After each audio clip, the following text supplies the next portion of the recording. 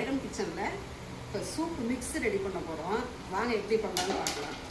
இப்போ வந்து ஆஃப்லைன்லேயே நம்ம ஆர்டர் கொடுத்துட்ருக்கோங்க. இப்போ வந்து ஒரு 10 கிலோ மிக்ஸ் ரெடி பண்ண போகிறோம். இது வந்து நம்ம ஃபேக்ட்ரியிலேயே ரெடி பண்ண மசாலா பொடிங்க, கறி மசாலா பொடி 1.25 கிலோ போடுறோம். அதுக்கு மிளகாத்தூள், அதாவது சில்லி பவுட்ரு 1/4 கிலோ, மிளகு ஜீரகம் 750 கிராம், எல்லாமே வந்து ஒரிஜினலாக ஹோல்சேலில் வாங்கி நம்மளே நம்ம ஃபேக்ட்ரியில் வறுத்து அரைச்ச பொடி தாங்க. இது வந்து 1 கிலோ. வாங்க மிக்ஸ் பண்ணுவோம்.